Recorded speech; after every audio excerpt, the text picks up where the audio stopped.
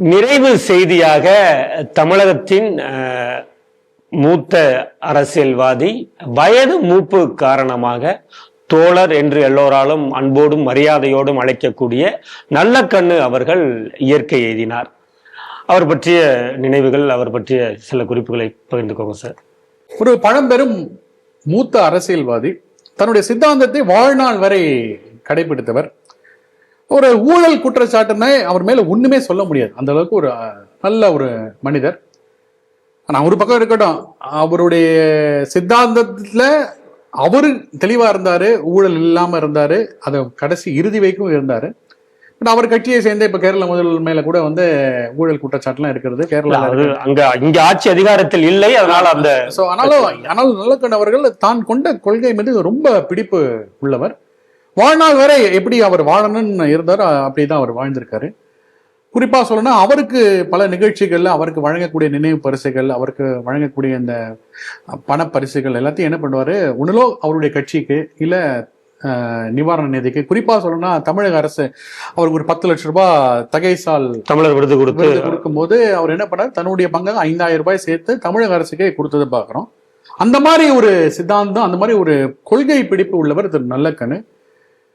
அதே மாறாக பாருங்க, அதே கட்சி கிட்ட இருந்து 25 கோடி ரூபாய் வாங்கிதான் அவர்களுடைய கட்சி இங்க தமிழ்நாட்டில் தேர்தல் சந்தித்த ஒரு ஒரு என்ன சொல்லக்கூடிய ஒரு டெலிகேட்டான பொசிஷன். அது எப்படி இவர் வந்து தனக்கு கொடுத்த பரிசை வானான்னு சொல்லி அதுக்கு மேல இவருடைய பங்கையும் சேர்த்து கொடுக்கிறாரு. ஆனா அவருடைய கட்சியோட நிலைமையை பார்த்தா நமக்கு ரொம்ப இருக்கும், ரொம்ப வருத்தமா இருக்கிறது. ஏன்னா வந்து திமுக கிட்ட இருந்து பணம் வாங்கி தான் தேர்தல் சந்திச்சாங்கன்றது அது கூட அவங்க சொல்லி தெரியல, கம்யூனிஸ்ட் கட்சி சொல்லி தெரியாது. திமுக தன்னுடைய அபிடவிட்ல சொல்லும் போது இந்த விஷயம் வெளில தெரிஞ்சதையும் நம்ம பாக்குறோம்.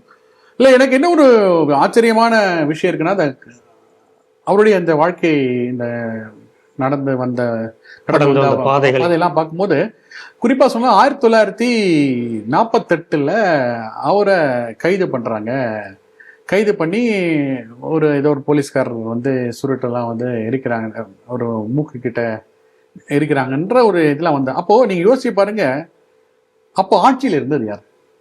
காங்கிரஸ். ஸோ அப்போ எந்த அளவுக்கு வந்து ஒரு கொடுங்கோல் ஆட்சி காங்கிரஸ் தந்திருக்குன்றது ஃபர்ஸ்ட் கம்யூனிஸ்ட் புரிஞ்சுக்கணும். ஏன்னா கம்யூனிஸ்ட் கட்சியை நேரு பிரதமராக இருக்கும்போது தடை பண்ணியிருக்காரு. இன்னைக்கு நீங்க இந்தியா கூட்டணியில் அவங்களோட சேர்ந்து இருக்கீங்க. ரொம்ப ஒரு விசித்திரமான விஷயமா இல்ல? அரசியலில் நிறந்த எதிரியும் இல்லை, நண்பர்களும் இல்லைங்கிற அந்த பாலிசிக்கு வந்துருவாங்க. கேரளா அரசியலுக்கு வரும்போது அந்த பாலிசிக்கு எல்லாருமே வந்துடுறாங்க.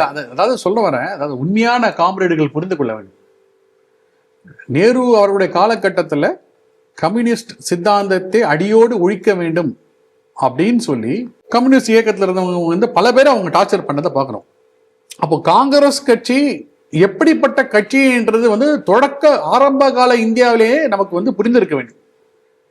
ஆனா அதை எல்லாம் மறந்து விட்டு இன்னமோ காங்கிரஸ் வந்து புனிதர் மாதிரி தேசிய அளவில் காங்கிரஸோட கூட்டணியிலையும் கேரளாவை எதிர்த்தும் இருதூரமும் அரசியல் பண்றோன்ற அளவுக்கு கம்யூனிஸ்ட் கட்சி இன்னைக்கு போயிருக்கிறது அப்படின்னு சொல்லி பார்த்தா ரொம்ப ஒரு சாபக்கேடான வெட்கக்கேடான நிலைமை.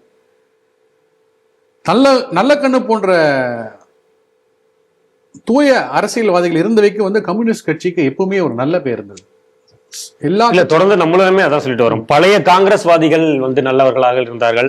பழைய காம்ரேடுகள் மீது எந்த ஊழல் குற்றச்சாட்டுகளுமே இல்லாமல் இருக்கிறது. அந்த பழைய சித்தாந்தத்தில் உள்ளவர்கள் எல்லாம் நல்லவர்களாக தான் இருந்திருக்காங்க. இன்று எல்லாம் மாறி வந்துருச்சுங்கிறத தொடர்ந்து ஸ்ரீ டிவிலையுமே விவாதிச்சுட்டு வந்திருக்கோம். இப்ப தமிழக அரசுமே இப்ப அவருக்கு வந்து தமிழக அரசின் மரியாதையோடு தான் அவர் உடல் வந்து அடக்கம் செய்யப்படுகிறது. நல்லக்கண்ணு பத்தி நீங்க சொல்லும் போது அவருடைய உடலை மருத்துவ படிப்புக்கு தானம் கொடுத்திருக்கதா செய்திகளையும் வந்திருக்கிறது.